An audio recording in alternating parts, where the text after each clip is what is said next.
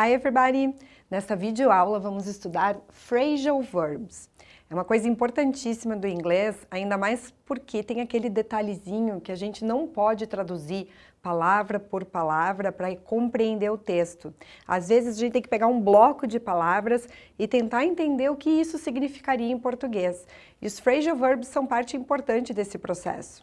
Então vamos ver como é que funciona? Geralmente os phrasal verbs são usados mais em contextos informais, informal contexts. Então, por exemplo, eles são formados de um verbo, uma parte verbal, e depois de uma partícula. Essa partícula geralmente é uma preposição. Às vezes ele é formado até por duas partículas, né? Então tem que enxergar, como eu disse, tem que enxergar como um bloco único para poder interpretar. Então é bem interessante porque às vezes, dependendo da partícula que acompanha esse verbo, o verbo muda totalmente de significado. Vamos olhar um deles? Existe o verbo take no inglês. Ele isolado, ele pode significar pegar, levar, várias coisas. Então, quando ele compõe um phrasal verb, ele vai ter vários significados. Se vocês pegarem um dicionário de inglês, às vezes tem 2, 3, 4 páginas só com o verbo take, acompanhado dessas partículas. E cada uma delas vai alterando o significado do verbo.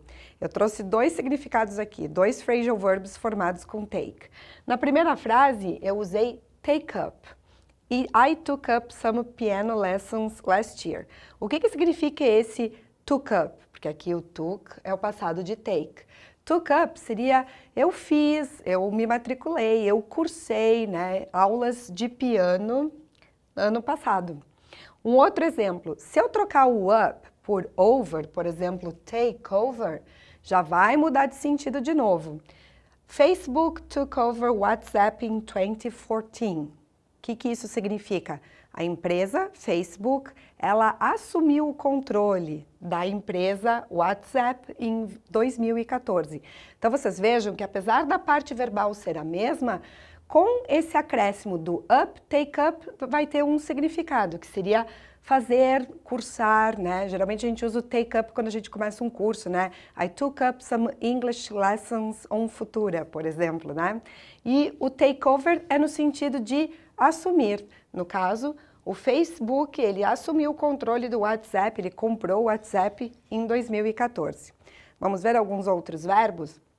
Tem um verbo que é bem conhecido de vocês, que é o verbo look, né? Todo mundo entende look como olhar, né?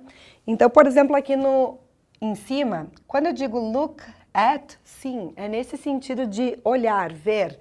She's looking at herself on the mirror. Ela está olhando para ela mesma, né? Aqui essa expressão herself é um pronome reflexivo, quer dizer ela mesma, né? Então, ela está se olhando, olhando para ela mesma no espelho. Então, quando o look está acompanhado de at, sim, ele vai ter esse sentido de olhar. Agora, se eu trocar a preposição, em vez de at, eu vou usar for, o verbo muda totalmente de significado. Look for quer dizer procurar. Então, se eu digo assim, ó, Michael is looking for a new job, eu estou dizendo que o Michael está procurando um novo emprego. Então, vocês percebem que um phrasal verb tem essa situação que tem que manter bastante atenção. Dependendo da palavra que acompanha o verbo, ele vai mudando de significado. Por último, eu queria mostrar uma outra situação, que é o verbo get.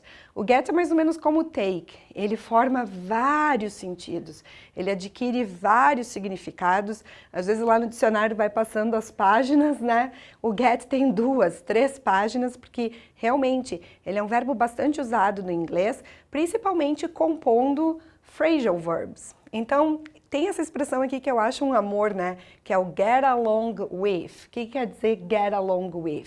Get along with quer dizer dar-se bem, se entender, gostar da companhia de uma pessoa. Então, se eu digo assim, all children get along very well with their teacher, eu estou dizendo que todas as crianças se dão muito bem, ó. Toda essa expressão aqui, ó, get along very well, se dão muito bem com a professora deles, né? Eles se adoram.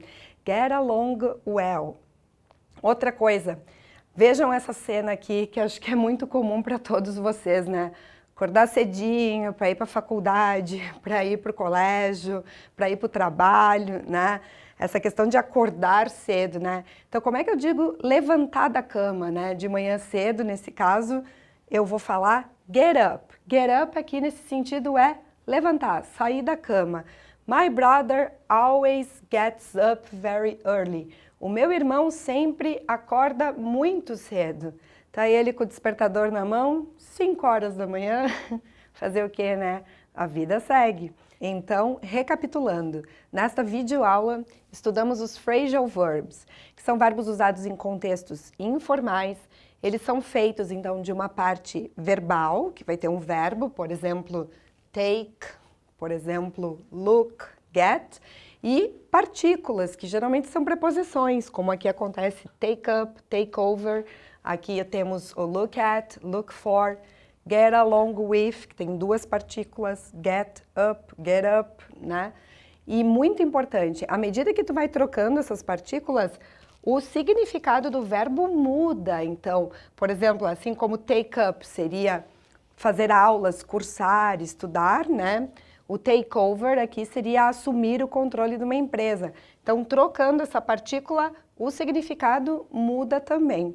E eu gostaria que vocês lembrassem também que os phrasal verbs, eles funcionam como um verbo normal, seguindo as mesmas regras com os tempos verbais.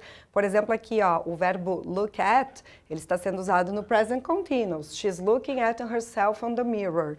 Aqui embaixo, por exemplo, nós temos um simple present. My brother always gets up very early. Ele segue a mesma lógica de qualquer verbo. A única diferença é que esse acréscimo dessas partículas, ele vai alterando o sentido da parte verbal. Então, era isso por essa aula de hoje. Fiquem à vontade para tirar uma foto da lousa e a gente se vê na próxima. Bye, bye!